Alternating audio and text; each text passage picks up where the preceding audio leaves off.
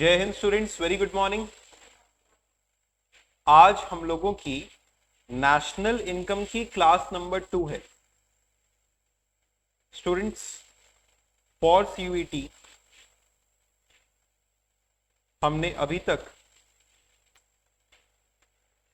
National income में एक class ली है। आज हम लोगों की सीयूईटी के लिए नेशनल इनकम टॉपिक की क्लास नंबर 2 है।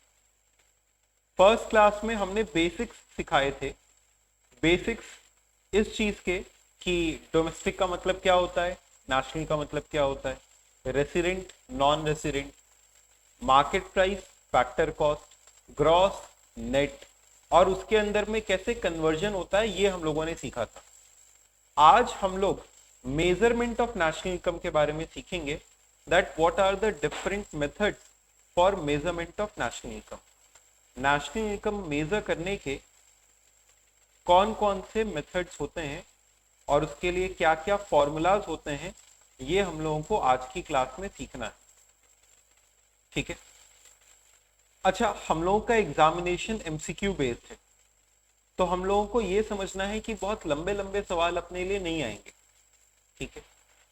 जो क्वेश्चन रहेगा वो थोड़ा सा ट्रिक बेस्ड रह सकता है, लेकिन हम कहें कि बहुत बड़ा क्वेश्चन रहेगा, ऐसा नहीं। ठीक है। तो हम लोग नेशनल इनकम के बहुत बड़े वाले क्वेश्चंस को करना अवॉइड करेंगे। हम लोग ऐसे क्वेश्चंस को करेंगे जिसमें छोटी छोटी कोई ट्रिक हो या छोटे फॉर्मूलाज का इस्तेमाल हो रहा हो। ठीक है। पढ़ना हम लोगों को पूरा का पूरा है। जितना आपने क्लास 12th में पढ़ा होगा वो हम लोग पूरा का पूरा पढ़ेंगे, फेयर ऑल्सो फॉर सीयूईटी। ठीक है। इसके बाद मैं आपको बता दूं कि पिछली बार हमने अपनी बुक से कुछ होमवर्क दिया था। हमने अपनी बुक से कुछ होमवर्क दिया था। एक बार वो बुक भी हम ओपन कर लेते हैं।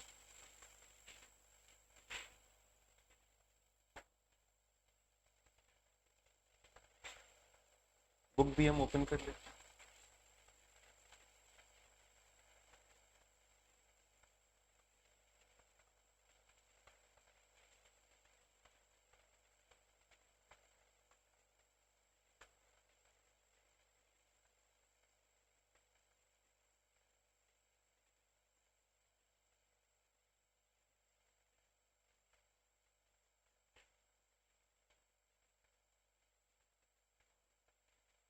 ये पीडीएफ,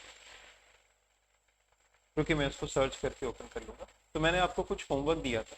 अच्छा, लास्ट टाइम हमने इसमें आपको अलग से दिखाया था, आई थिंक फिजिकल बुक से एक बार दिखाया था। तो हमने होमवर्क दिया था आपको, वो होमवर्क आप लोगों ने किया है क्या? कर लिया? आ रहे थे क्वेश्चन?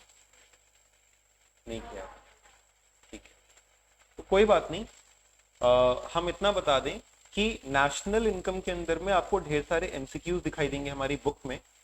जो ऑफलाइन करते हैं उनको फिजिकली जो बुक मिलेगी उसमें होंगे, और जो ऑनलाइन करते हैं उनके लिए वो स्टडी मटेरियल अपडेट किया जाएगा सेम टू सेम, जो फिजिकली बांटा जाता है, और उसमें से फिर आप उन क्वेश्चन को देख करके कर सकते हैं। ठीक है। चलिए आज का पहले टॉपिक स्टार्ट करते हैं, फिर उसके बाद क्वेश्चंस को करेंगे। टॉपिक का नाम है measurement of national income. National income measure करने के 3 अलग अलग मेथड्स होते हैं। ये 3 मेथड्स होते हैं: वैल्यू एडेड मेथड,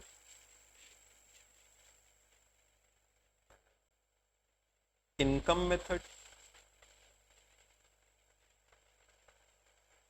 और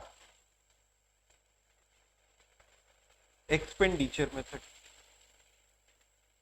value added method, income method और एक्सपेंडिचर मेथड। ये 3 अलग अलग मेथड्स होते हैं for measurement of national.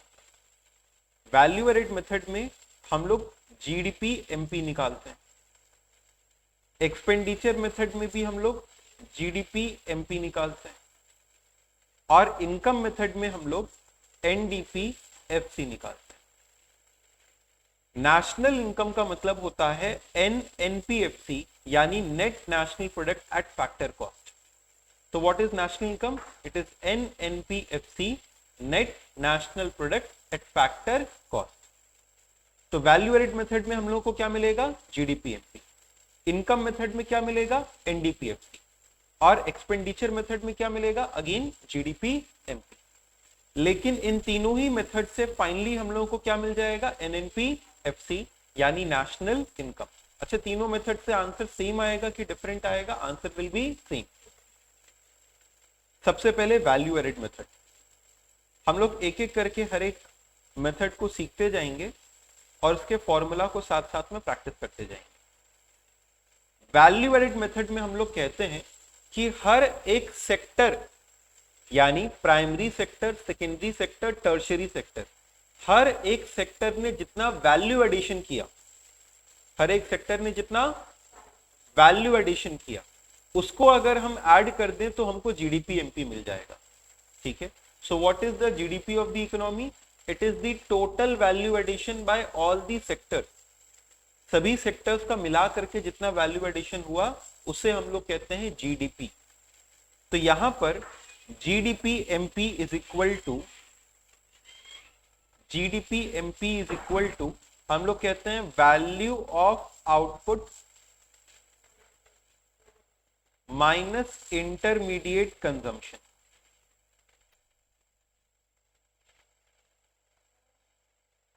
Yes, अच्छा, जीडीपी एमपी को हम लोग जीवीए एमपी भी कह सकते हैं, यानी इसे हम लोग gross value added at market price भी कह सकते हैं। तो चाहे जीडीपी लिखा जाए या जीवीए यानी ग्रॉस वैल्यू एडेड लिखा जाए, एक ही बात होती है। ठीक है, there is no difference between gross value added and gross domestic product. तो दिस इज क्या? Value of output minus intermediate consumption. अच्छा, वैल्यू ऑफ आउटपुट क्या होता है? तो हम लोग कहते हैं कि कितना आउटपुट आपने बनाया, that will be equal to sales. जितना आपने बेचा उतना आपने बनाया होगा, जितनी सेल्स किया उतना आपने प्रोडक्शन किया होगा, प्लस जो ओपनिंग स्टॉक है। क्या चीज है बताओ? जो ओपनिंग स्टॉक है वो मेरा इस साल का प्रोडक्शन था कि पिछले साल का प्रोडक्शन था? पिछले साल का, वो इस साल का प्रोडक्शन नहीं है। तो माइनस कर दीजिए ओपनिंग स्टॉक, लेकिन जो क्लोजिंग स्टॉक है वो इसी साल बनाया था, बिका नहीं। What is GDP? It is goods and services produced या फिर it is goods and services sold? क्या है ये? गुड्स एंड सर्विसेज प्रोड्यूस्ड या goods and services sold? It is goods and services produced. तो हमने सेल्स लिया, उसमें प्लस कर दिया क्लोजिंग स्टॉक, क्योंकि ये इस साल बना है, बिका नहीं। तो क्या बना किस साल है? इसी साल। और माइनस कर दिया यहां पे क्या? Opening stock. फिर माइनस कर देंगे इसमें इंटरमीडिएट कंजम्पशन। तो what will be GDP? GDP is equal to value of output minus intermediate consumption. Sir value of output कैसे निकालते हैं? Sales plus closing minus opening.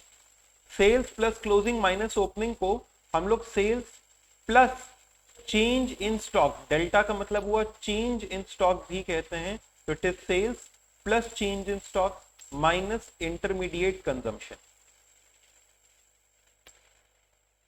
Minus intermediate consumption. ठीक है ये? अच्छा, हम आपसे कुछ क्वेश्चन पूछ रहे हैं, आप लोग इसका जवाब दीजिएगा प्लीज। एक बार इतना नोट करने के बाद डन बताइएगा, फिर हम आपसे कुछ कंसेप्चुअल क्वेश्चन पूछते हैं।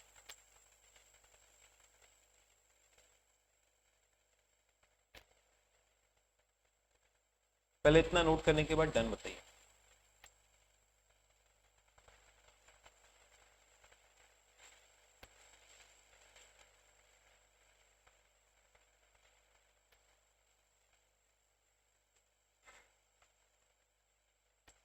लिख लिया?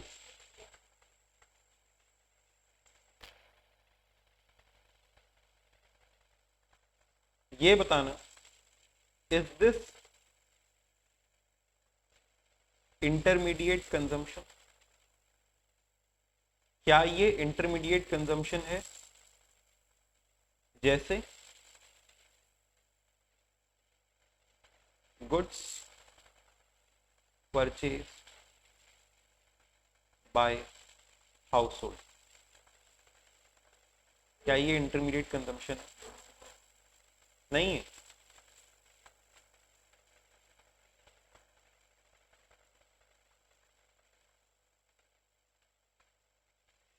Fixed assets purchase by business, क्या ये इंटरमीडिएट कंजम्पशन नहीं है? Fixed assets purchase by business, yes और नो? नो।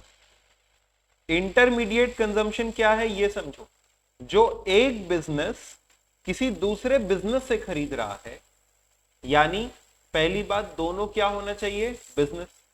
एक बिजनेस किसी दूसरे बिजनेस, अब वो खरीद रहा है तो बिजनेस से ही खरीद रहा होगा, कंज्यूमर तो बेच नहीं रहा होगा, बेचने वाला बिजनेस है। तो जो एक बिजनेस खरीद रहा है, ठीक है, it is consumption by a business unit. अच्छा, बिजनेस को हम लोग कहते हैं, दो सेक्टर में बांटते हैं, एक होता है हाउस होल्ड सेक्टर और दूसरा होता है फर्म। एक होता है हाउस होल्ड, दूसरा होता है फर्म। फर्म बनाता है, हाउस होल्ड कंज्यूम करता है, फर्म बनाता है, हाउस होल्ड कंज्यूम करता है। तो जितना फर्म ने कंज्यूम किया, but it does not include fixed assets. जो फिक्स्ड एसेट्स खरीदे वो नहीं, जो कंज्यूम किया। फिक्स्ड एसेट्स तो over a long period of time इस्तेमाल होते हैं ना, which are consumed in a year during the process of production. those goods and services which are consumed in a year during the process of production करने के दौरान, जैसे raw material purchase,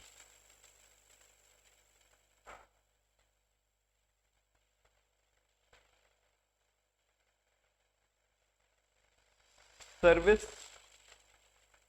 taken from CA, lawyer, यानी कोई business, ठीक है। तो ये सब जो हम किसी दूसरे बिजनेस से परचेज कर रहे हैं, इन सबको हम लोग क्या कहेंगे? Intermediate consumption. This is called as intermediate consumption.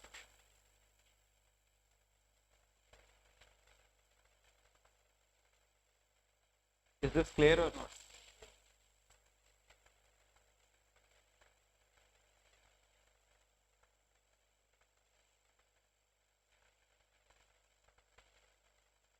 यहां तक आया? नेक्स्ट,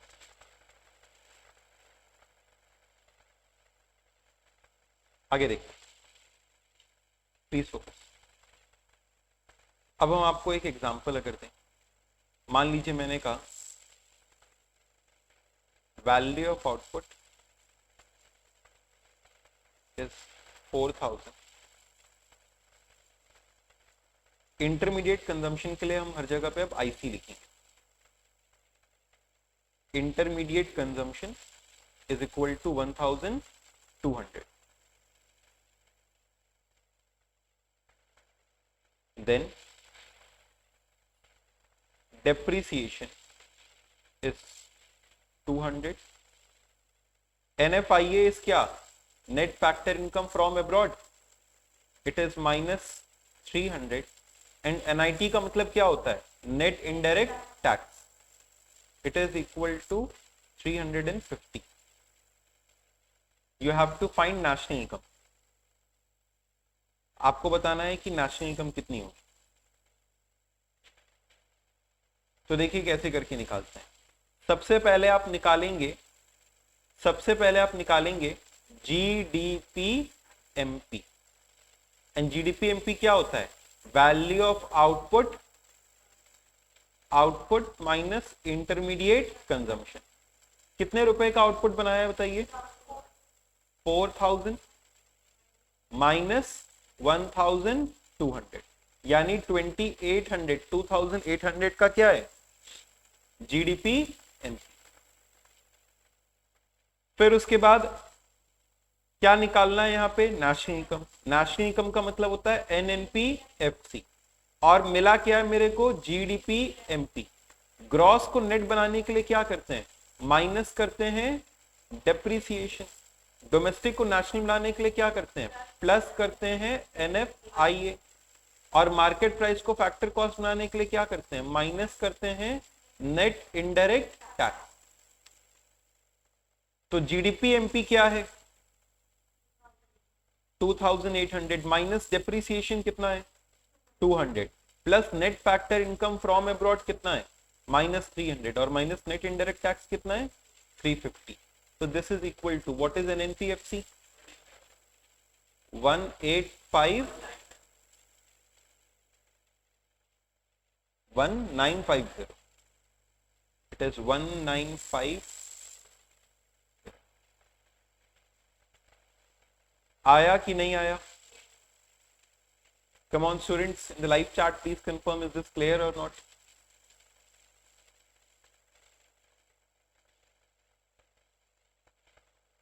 क्लियर है कि नहीं है?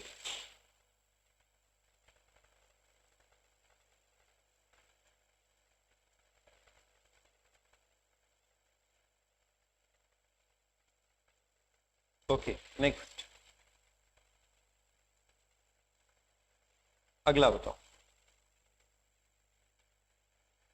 If GDP MP is equal to 2500,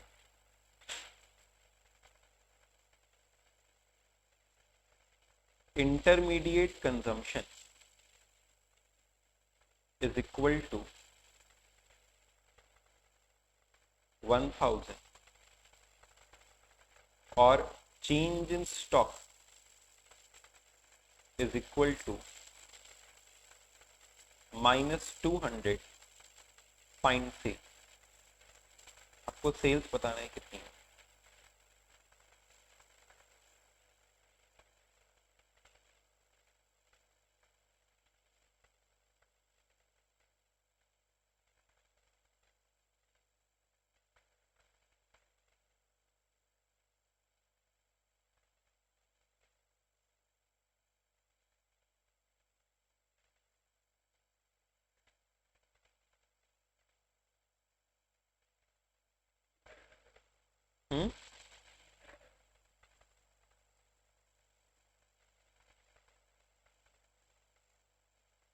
और कोई आंसर आया?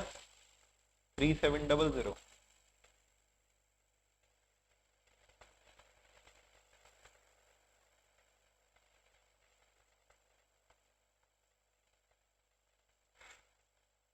तो बताइए, GDP MP is equal to क्या लिखेंगे? 1300, नो, इतना कम नहीं, नहीं तो जीडीपी 2500 कैसे आएगी? सेल्स तो ज्यादा ही होगा ना। तो जीडीपी इज इक्वल टू क्या होगा? सेल्स माइनस या plus, plus change in stock minus intermediate consumption. तो 2500 is equal to sales plus change in stock कितना? -200 माइनस इंटरमीडिएट कंजम्पशन कितना? 1000।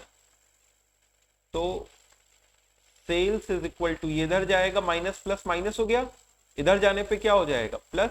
तो 2500 प्लस 200, और ये इधर जाएगा वो भी again plus 1000। So what will be sales equal to 3700। Is this clear? Next,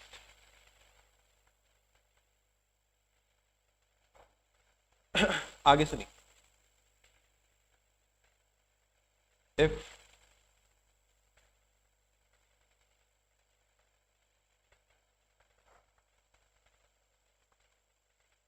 national income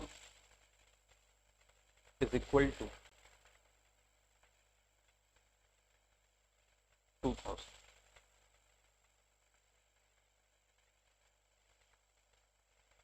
NFIA -200, depreciation 100, net indirect tax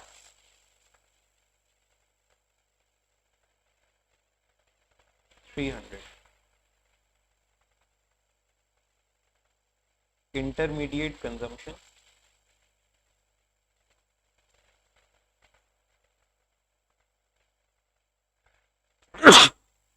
intermediate consumption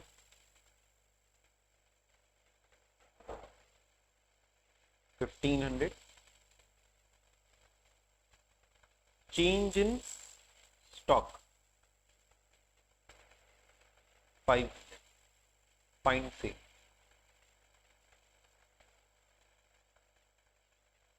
अगर ये वाला कर लिया इसका मतलब अपने को आ रहा है।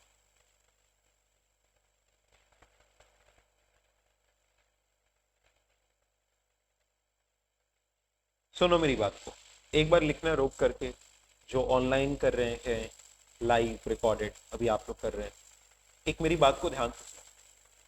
हम लोगों को सीयूईटी प्रिपरेशन के लिए ना बहुत सिंपल सा फंडा अपनाना है। द फंडा इज गोइंग टू बी, जैसे हम आपको पढ़ा रहे हैं आप इसको एक बार पढ़ लो, घर जा करके एक बार 10-15 मिनट रिव्यू कर लो, फिर उसके बाद जो हम आपको एमसीक्यूज प्रैक्टिस के लिए दे रहे हैं उन एमसीक्यूज को लगाओ। तो एक टॉपिक पढ़ो, उसके एमसीक्यूज को लगाओ, फिर टॉपिक पढ़ो, फिर उसके एमसीक्यूज को लगाओ। जब इस प्रैक्टिस को आप साइमल्टेनियसली फॉलो करोगे तो आप उस कॉन्सेप्ट को एमसीक्यू के पॉइंट ऑफ व्यू से समझ पाओगे। आपने कॉन्सेप्ट समझ लिया, लेकिन अब मेरे को बड़ी बड़ी हेडिंग्स तो याद करनी ही नहीं है। जैसे कल ही हम एक टेस्ट सॉल्व करवा रहे थे, ऐसे ही हम एक टेस्ट सॉल्व कर रहे थे, ठीक है, उसको हमने ऑनलाइन भी सॉल्व करवाया, रिकॉर्ड भी किया। तो उसके अंदर में कुछ कुछ ऐसे क्वेश्चन थे, जैसे से फॉर एग्जांपल गवर्नमेंट बजट के। अभी तक हम लोग क्या पढ़ते थे कि 4-5-6 ऑब्जेक्टिव थे, लेकिन हमसे वैसे नहीं पूछेगा। हमसे कहेगा कि बताओ अगर प्रोग्रेसिव टैक्सेशन किया जा रहा है तो वो कौन सा ऑब्जेक्टिव है। आप समझ रहे हो बात को? तो हमें बस कॉन्सेप्ट समझने पे अपना ध्यान देना है, लेकिन फिर उसके बाद उसकी प्रैक्टिस करने के लिए एमसीक्यूज को लगाना है। ये प्रैक्टिस हम लोग साथ साथ में करेंगे ना, तो हमारे मार्क्स अपने आप इंप्रूव हो जाएंगे। ठीक है, सॉल्व करिए।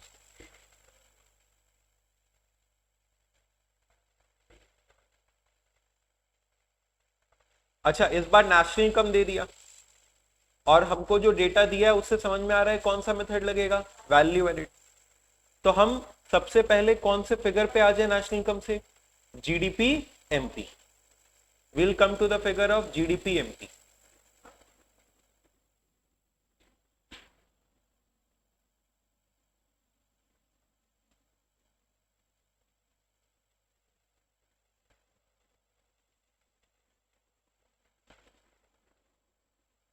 चलो बताओ भाई,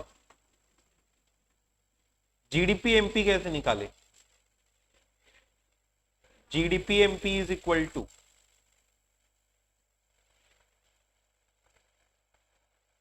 GDP MP is equal to, दिया क्या हुआ है, एनएनपी एफसी। नेट को ग्रॉस बनाने के लिए क्या करते हैं, प्लस डेप्रीसिएशन। नेशनल को डोमेस्टिक बनाने के लिए, डोमेस्टिक को नेशनल बनाने के लिए प्लस एनएफआई है, और नेशनल को डोमेस्टिक बनाने के लिए माइनस एनएफआई। फैक्टर कॉस्ट को मार्केट प्राइस बनाने के लिए प्लस नेट इनडायरेक्ट टैक्स। तो NNPFC is 2000 plus depreciation is 100 minus net factor income to abroad minus 200 plus net indirect tax कितना, 300। तो ये भी प्लस हो जाएगा, माइनस माइनस प्लस, तो ये कितना हो जाएगा, 2600। नाउ सेल्स निकालना है, तो जीडीपी एमपी क्या होता है, GDP MP is equal to sales plus change in stock minus intermediate consumption. तो GDP MP 2600 is equal to sales नहीं पता, चेंज इन स्टॉक कितना 500 माइनस इंटरमीडिएट कंजम्पशन कितना, तो बताओ सेल्स कितना हो जाएगा। ये माइनस 1000 होगा, इधर जाएगा प्लस हो जाएगा, सेल्स कितना हो जाएगा 3600। बताओ ये आया कि नहीं आया, ये क्लियर था सबको?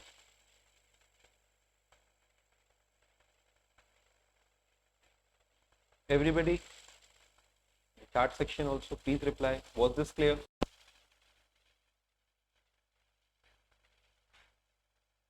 करेक्ट है, 3700 नहीं, 3600।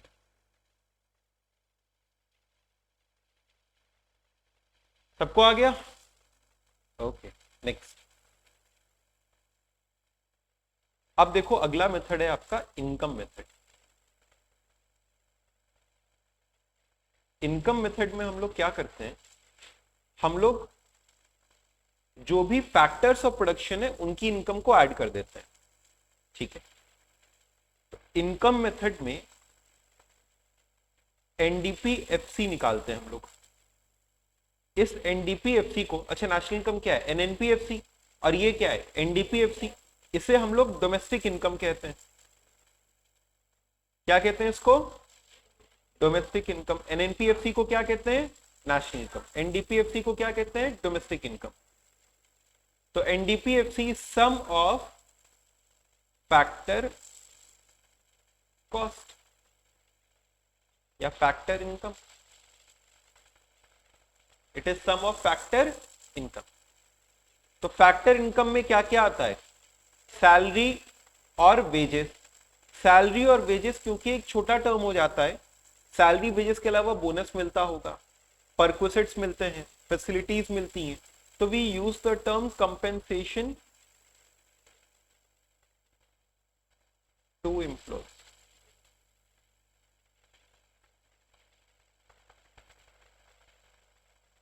प्लस इसके बाद क्या आता है, इसके बाद क्या आता है, लैंड लेबर। लैंड के बदले क्या देते हैं, रेंट। अब ये याद रखना, जो रेंट है ना, रेंट दिया जाता है फॉर फिजिकल असेट्स, और जो आपके इनटैंजिबल असेट्स हैं जैसे नो हाउ, पेटेंट, कॉपीराइट, ये सब होता है, तो नो हाउ आपकी जो नॉलेज के बदले पैसा दिया जाएगा, या आपके पेटेंट को इस्तेमाल करने के लिए, आपके कॉपीराइट को यूज करने के लिए उसके बदले पे किया जाता है रॉयल्टी। जैसे मान लीजिए आप मेरा ब्रांड नेम इस्तेमाल कर रहे हैं, फ्रेंचाइजी हैं आप, तो आप क्या पे करेंगे, रॉयल्टी। तो रेंट या रॉयल्टी। प्लस इंटरेस्ट, ये किसके बदले दिया जाता है, कैपिटल के बदले। प्लस प्रॉफिट, क्या हो गया, प्रॉफिट। प्लस हम लोग करते हैं mixed income.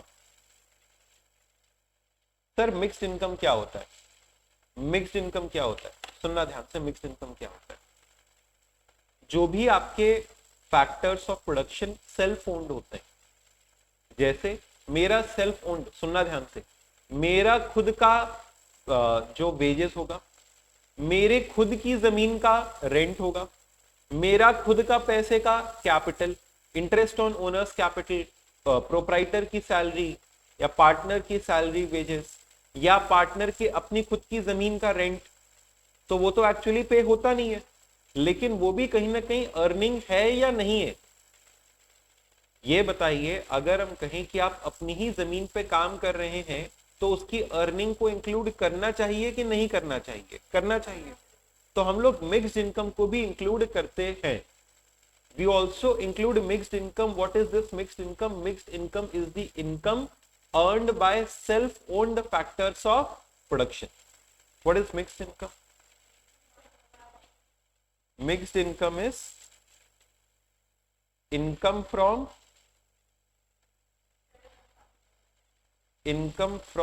self-owned factors of production.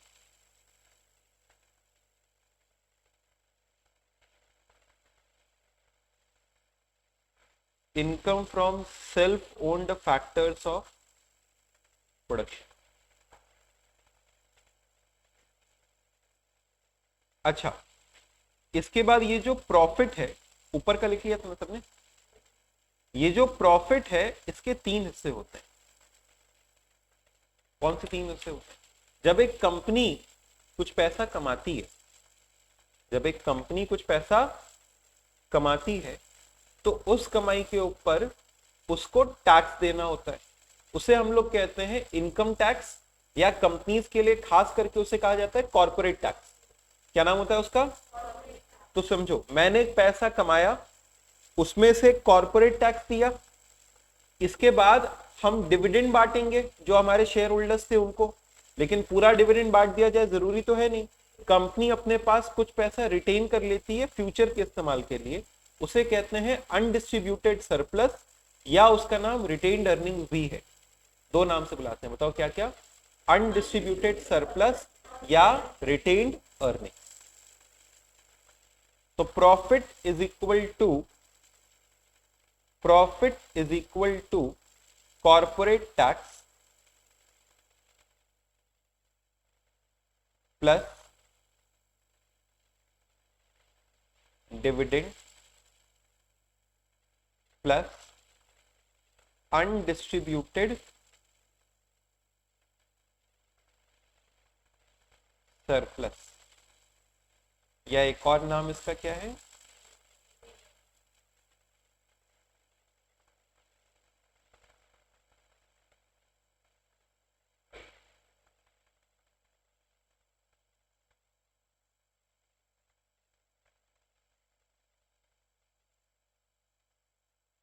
ठीक है।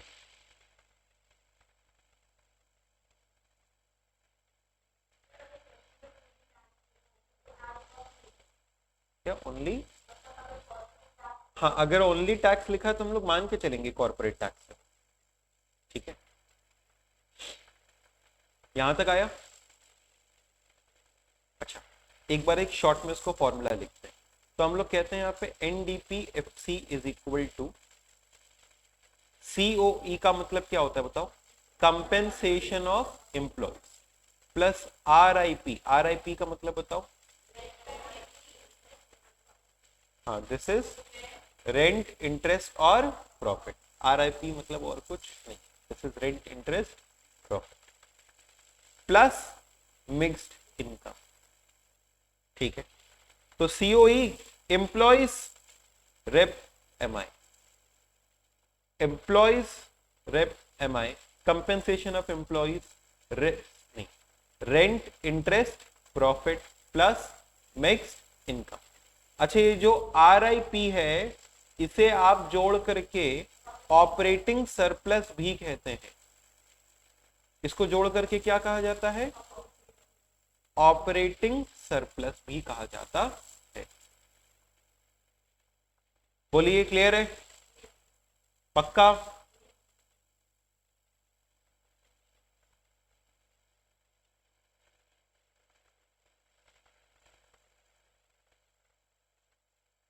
Done, okay. एक एग्जांपल के थ्रू इसको समझते हैं। मान लीजिए मैंने लिखा wages and salary 800,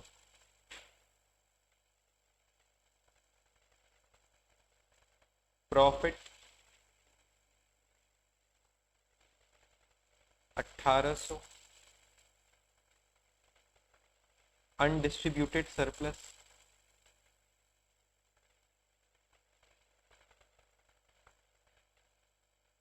500, rent 200,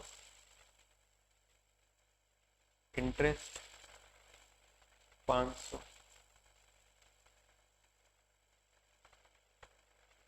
income from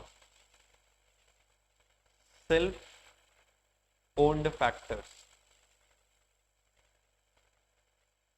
अच्छा ये जो, अच्छा ये बताओ income from self owned factors कैसे निकालेंगे। एक्चुअली इसमें हम लोग देखते हैं अपॉर्चुनिटी कॉस्ट। जैसे मान लो मेरा मेरा एक ये है फ्लैट है, एक बिल्डिंग है, उसको हम अपने बिजनेस के इस्तेमाल में ले रहे हैं, लेकिन अगर उसको अपने बिजनेस के इस्तेमाल में ले रहे हैं तो उसपे किराया लूज कर रहे हैं, नहीं तो हम उसको किराए पे दे देते। तो हम जो उसको लूज कर रहे हैं या फिर जो कमाई हम लूज कर रहे हैं, that will be called as my opportunity cost. तो हम जब कहते हैं income from self owned factor, इसका मतलब ये नहीं कि हमने कुछ कमाया या हमने इस पे एग्जैक्टली कुछ पे किया, it is what could have been earn. तो इसलिए इसको हम लोग अपॉर्चुनिटी कॉस्ट भी कहते हैं, ठीक है। हर एक बात जो हम आपसे कह रहे हैं वो आपसे MCQ के फॉर्म में पूछी जा सकती है। आपसे पूछा जा सकता है कि ये बताइए मिक्स्ड इनकम क्या है, अलग अलग ऑप्शन रहेंगे, उसमें एक ऑप्शन ये भी रहेगा कि it is opportunity cost of self owned factors, ठीक है। तो what is mixed income, it is the opportunity cost of self owned factors. This is equal to 700।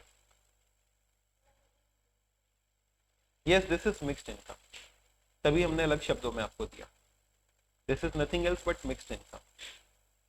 And then we have net factor income to abroad,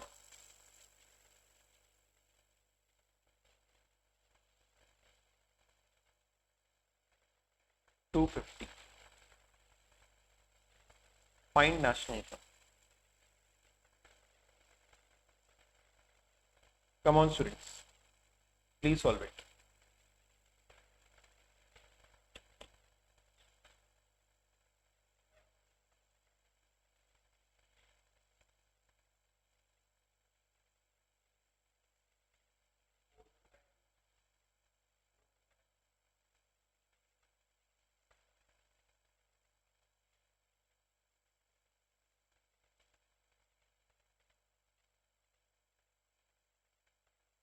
Anybody with the answer?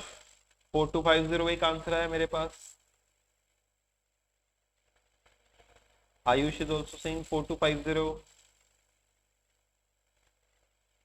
हाँ, 4250. What's your name?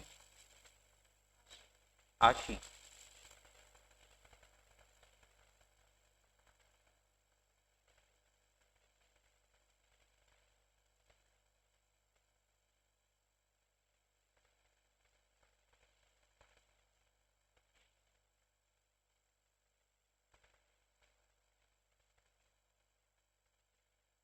चलिए, let us solve. और किसी का कोई जवाब नहीं आ रहा है?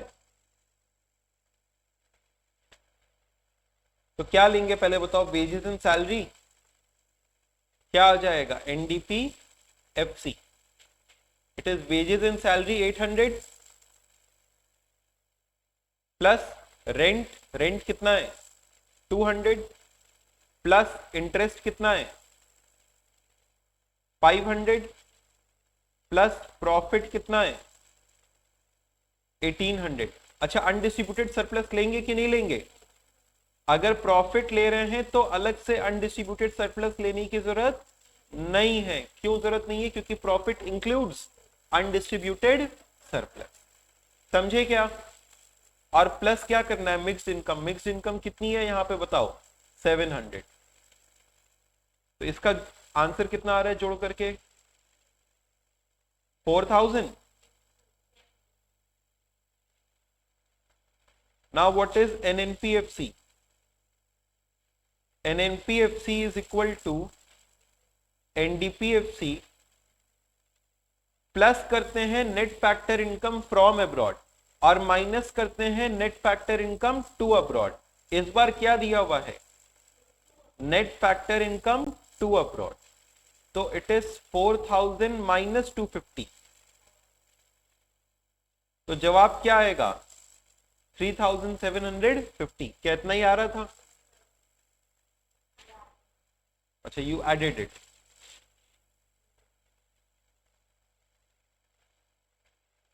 Then you lost 1 mark instead of gaining 5 marks. 6 marks का टोटल लॉस. आया कि नहीं आया? पक्का? ठीक. नेक्स्ट.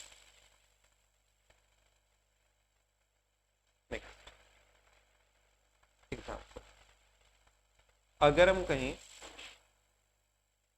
ऑपरेटिंग सरप्लस 1200 है, रेंट 300 है, सैलरी 400 है, इंटरेस्ट 100 है,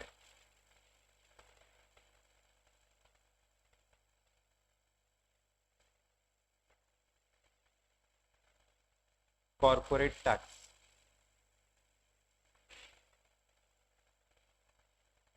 अच्छा, यहाँ पे कॉर्पोरेट टैक्स हम बार बार इसलिए लिख दे रहे हैं क्योंकि टैक्सेस में इनडायरेक्ट टैक्स भी आ जाता है. हम यहाँ पे जो टैक्स की बात कर रहे हैं वो कौन सा टैक्स है? Direct tax. ठीक है, तो दिस इज डायरेक्ट टैक्स. ये 200 है, आपको फाइंड करना है. अच्छा, कॉर्पोरेट टैक्स 200 है. अनडिस्ट्रीब्यूटेड सरप्लस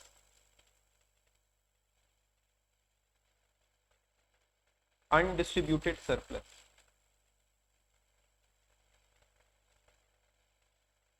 100 है, आपको फाइंड करना है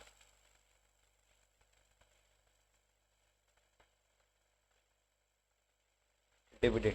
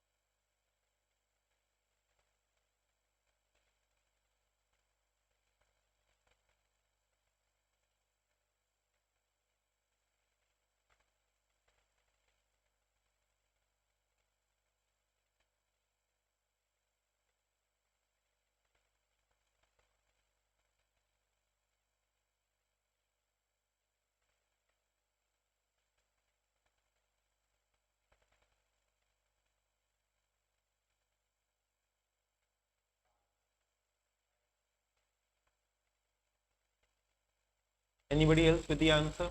एक आंसर आया मेरे पास 500।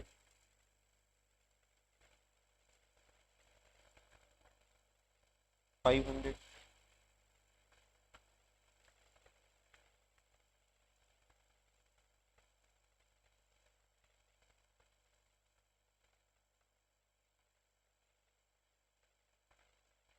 Anybody else? नहीं? चलो बताओ, ऑपरेटिंग सरप्लस क्या होता है?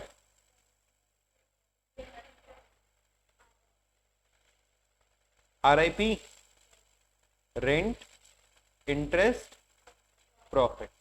तो 1200 इज इक्वल टू रेंट कितना है? 300। इंटरेस्ट कितना है? प्रॉफिट। तो बताओ प्रॉफिट कितना हो जाएगा? 1200 माइनस 400 कितना? 800। इसके 3 हिस्से होते हैं, corporate tax plus undistributed profit plus dividend. तो इससे डिविडेंड मिल जाएगा हमको, कितना है? डिविडेंड मिल जाएगा 800 माइनस 300, 5। आया कि नहीं आया? क्लियर था ये?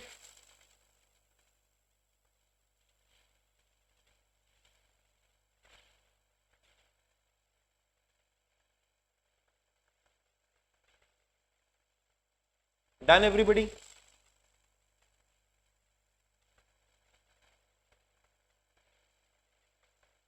नेक्स्ट।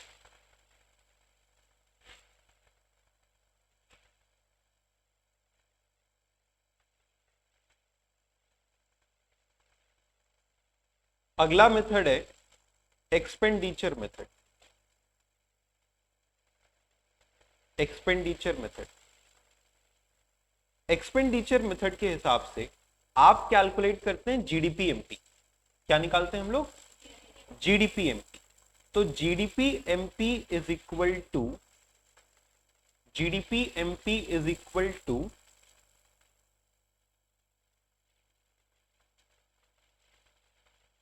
प्राइवेट, पीवीटी लिखते समझ जाओगे, final consumption expenditure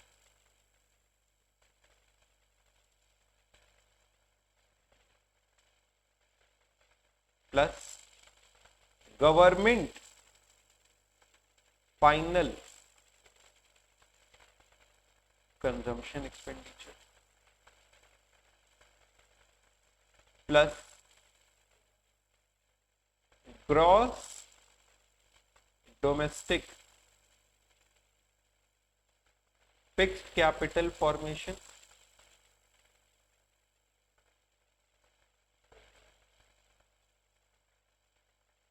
plus change in stock plus net export.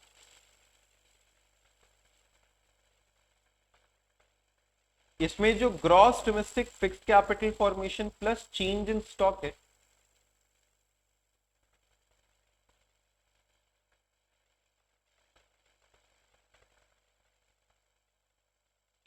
this will be equal to, this will be equal to gross capital formation.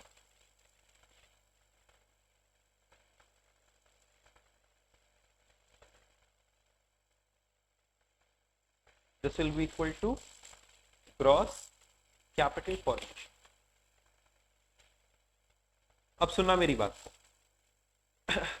इस मेथड में हम लोग क्या करते हैं, एक होता है कि हर एक सेक्टर ने कितना कितना बनाया, और ये अप्रोच है कि भाई जितना भी बनाया अंत में किसको बेचा, कंज्यूमर को। अंत में किसको बेचा, कंज्यूमर को। तो जो फाइनल कंजम्पशन है वो ले लो, जो फाइनल कंजम्पशन है उसको ले लो। तो हम क्या ले रहे हैं, प्राइवेट फाइनल कंजम्पशन एक्सपेंडिचर। क्या ये बताओ, प्राइवेट फाइनल कंजम्पशन एक्सपेंडिचर। तो what is this private final consumption expenditure? It is the consumption expenditure basically bye house hold.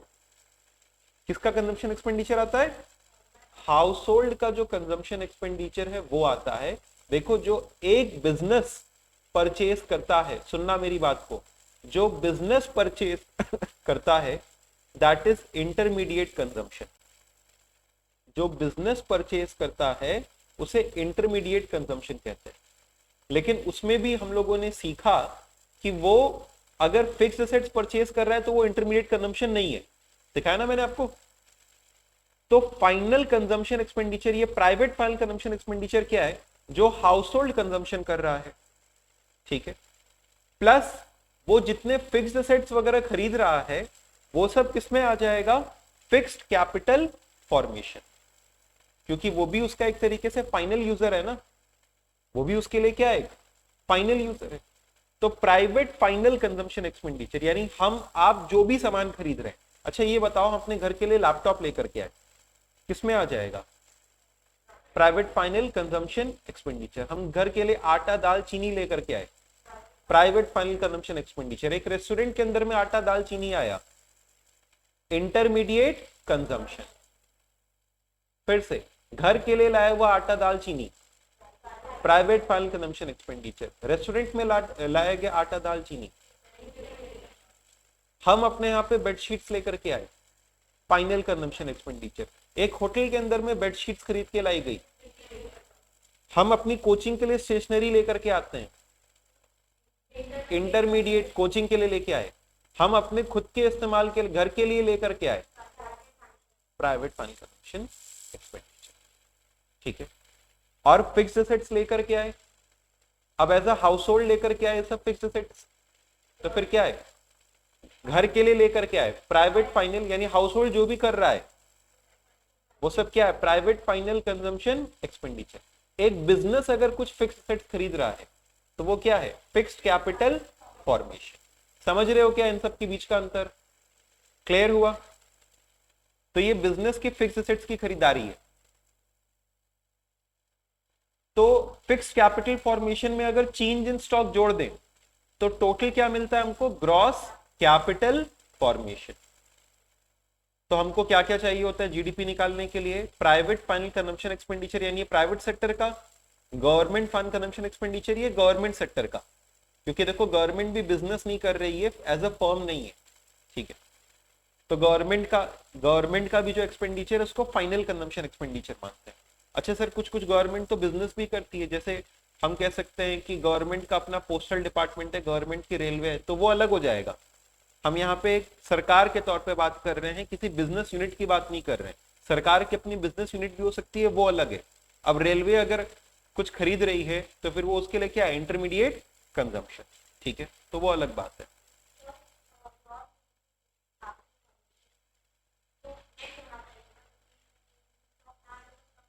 जब चेंज इन स्टॉक जोड़ देंगे तो gross domestic fixed capital formation की जगह ग्रॉस डोमेस्टिक कैपिटल फॉर्मेशन हो जाएगा।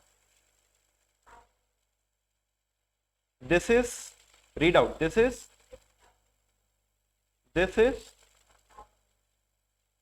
Capital formation.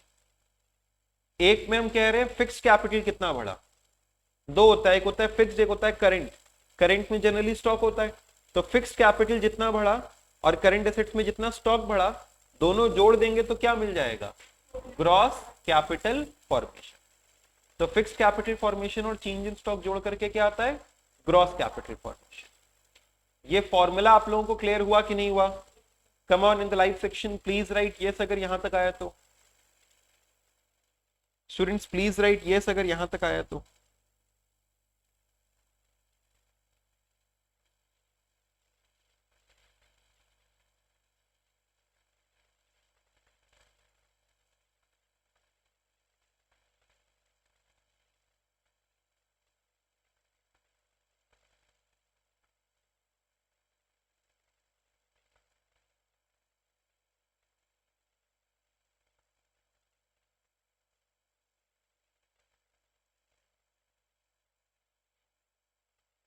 Clear?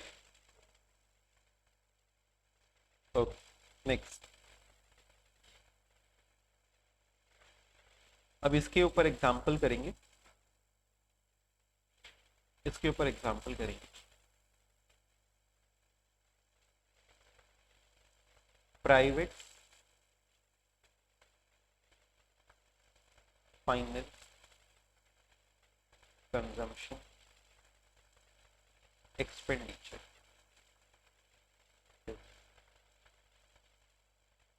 2000 government final consumption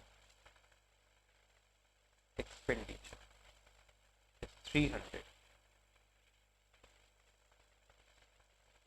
change in stock 200 net exports -50 net exports क्या -50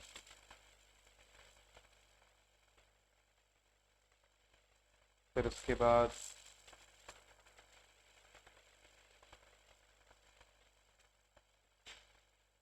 private financial expenditure government financial change in stock और net exports then gross domestic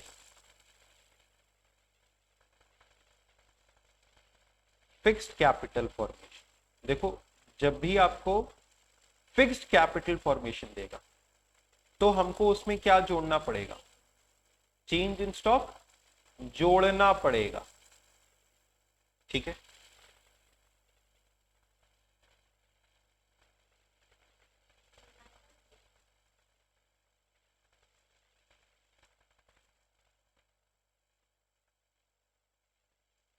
depreciation 100 net indirect tax 400। आपको find करना है domestic income. Find क्या करना है? Domestic income.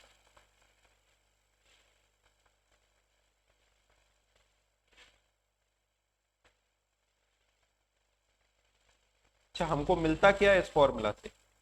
GDP MP.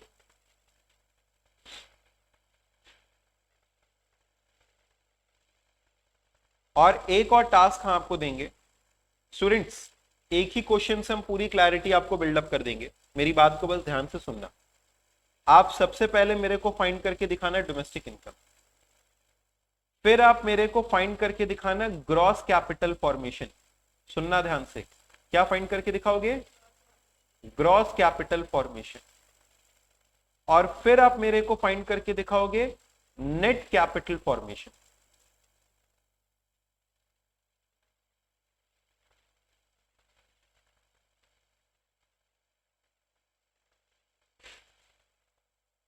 चलिए इन तीनों चीजों पे वर्किंग करिए। सबसे पहले डोमेस्टिक इनकम निकाल के बताइए, इसमें आप पूरा फॉर्मूला लगाएंगे।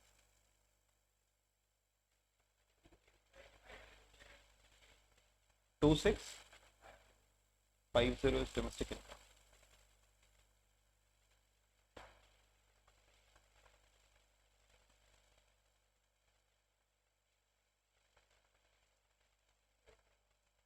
टू 450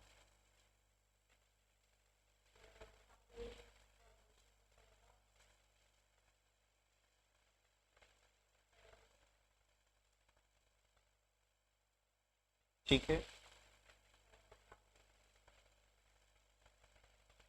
ग्रॉस को नेट बनाने के लिए क्या करते हैं,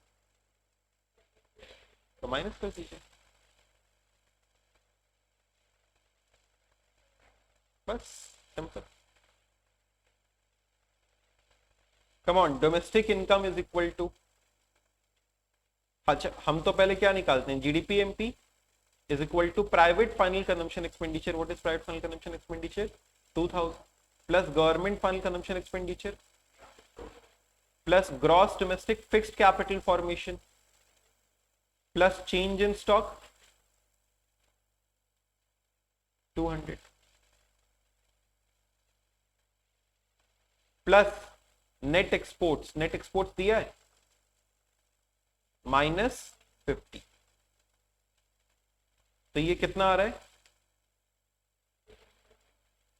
2950। अच्छा ग्रॉस कैपिटल फॉर्मेशन क्या होता है, gross capital formation is equal to gross domestic fixed capital formation plus change in stock. तो फिक्स्ड कैपिटल फॉर्मेशन कितना था 500 और चेंज इन स्टॉक कितना था 200, तो बताइए कितना हो जाएगा 700। और net capital formation will be gross capital formation minus कर दीजिए इसमें क्या डेप्रिसिएशन, कितना हो जाएगा 600। अच्छा यहाँ पे जीडीपी एमपी थोड़ी निकालना था, डोमेस्टिक इनकम निकालना था, डोमेस्टिक इनकम क्या हो जाएगा एनडीपी एफसी, तो NDP FC is equal to GDP MP minus depreciation कितना 100 प्लस नहीं minus indirect tax, indirect tax दिया है कि मैंने आपको, इनडायरेक्ट टैक्स दिया है 400, तो कितना आ रहा है 2450। क्या आपका भी 2450 आ रहा था,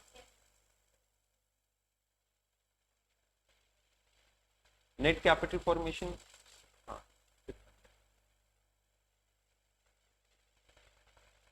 ये आया कि नहीं आया स्टूडेंट्स, ये हम लोगों का लास्ट क्वेश्चन था, इसमें ध्यान देने वाली एक बात आपको बताते हैं, ध्यान देने की चीज ये कि अगर आपको gross domestic fixed capital formation दिया है तो आपको जीडीपी मिलता है, अगर ग्रॉस की जगह वर्ड नेट दिया होता तो यहां पे आपको क्या मिलता एनडीपी, अगर ग्रॉस डोमेस्टिक कैपिटल फॉर्मेशन की जगह आपको net domestic fixed capital formation या नेट डोमेस्टिक कैपिटल फॉर्मेशन दिया होता तो आपको जीडीपी की जगह पे क्या मिलता एनडीपी। क्या ये बात क्लियर हुई एवरीबॉडी, पक्का? Come on students in the live section please answer, was this clear?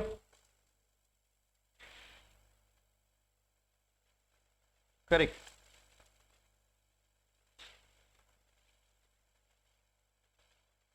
तो देखो हम लोगों ने तीनों मेथड सीख लिए, ये हमारा पूरा एक समराइज रिकैप था for all the 3 methods of national income, ठीक है। Now what is your task, I will be telling you that. अब आप क्या करो, अपनी इकोनॉमिक्स की बुक से, हम आपके लिए बुक एक बार ओपन करते हैं, 1 मिनट रुकिएगा, हम उस बुक को मेल पर डाल दें।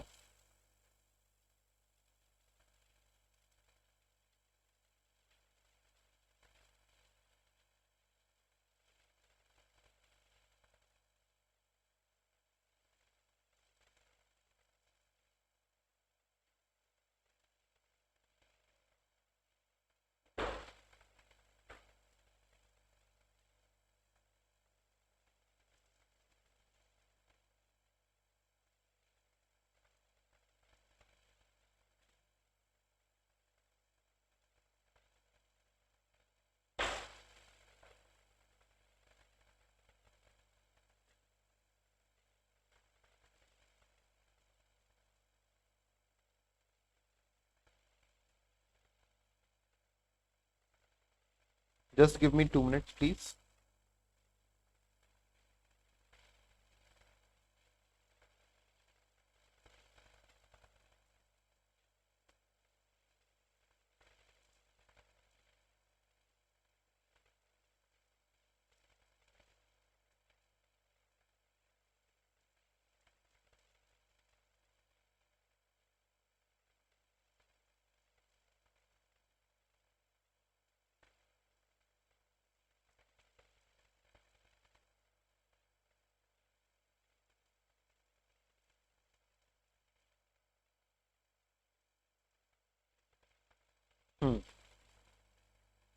Got it.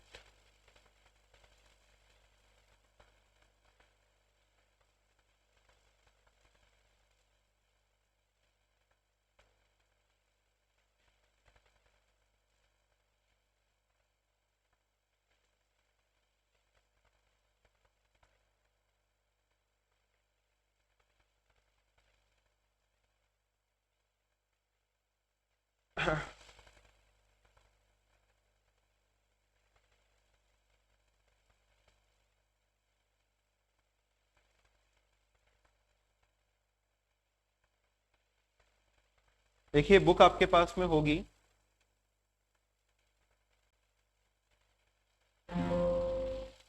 ये बुक आपके पास में होगी। ये अपनी बुक का जो टोटल बुक है, इसका पार्ट बी है कि कौन सा ये, आई थिंक पार्ट बी है, right? This is part B. तो ये बुक आपके पास में होगी, जो ऑनलाइन है उन लोगों को ये पीडीएफ में अवेलेबल हो जाएगा। तो देखो ध्यान से, जैसे यहां पे आपको दिखाई दे रहा है unit 1 deals with circular flow of income, अभी ये वाला नहीं करना है। Unit 2 is basic concepts of macro economics, ये मैंने आपको होमवर्क के तौर पे दिया था। तो यूनिट 2 वाज योर होमवर्क, जिसमें 30 क्वेश्चंस थे, ठीक है। देन इसके बाद आज आप लोगों को जो ट्राई करना है दैट इज यूनिट 3। यूनिट 3 अब आप ट्राई करेंगे, ठीक है। You will be getting the book if you don't have it. Unit 3 आप ट्राई करेंगे और साथ ही साथ यूनिट 4 ट्राई करेंगे। You will be trying unit 3 and unit 4। Unit 3 और यूनिट 4 आपका होमवर्क रहेगा स्टूडेंट। क्या ये बात क्लियर है आप लोगों को? फिर से रिपीट कर रहे हैं, unit 3 and unit 4 will be your homework. In the next class I will be discussing with you some basic concepts, theoretical concepts of national income। और नेक्स्ट क्लास में ये डिस्कस करने के साथ साथ ही नेशनल इनकम हमारा कंप्लीट हो जाएगा। स्पीड, टाइम एंड डिस्टेंस के मैंने अभी तक आपके साथ लॉजिकल रीजनिंग में 2 क्लासेस लिए, आप उन क्लासेस को प्लीज कंप्लीट करके रखना। हम आपके साथ उसका एक टेस्ट भी लेंगे which will have 10 to 15 questions of speed, time and distance, ठीक है। Tomorrow is Saturday, yes, so tomorrow itself we'll be having the test. Those who are online will be appearing the test through PDF. Thank you so much students. Next class में हम लोग मिलते हैं। Bye bye.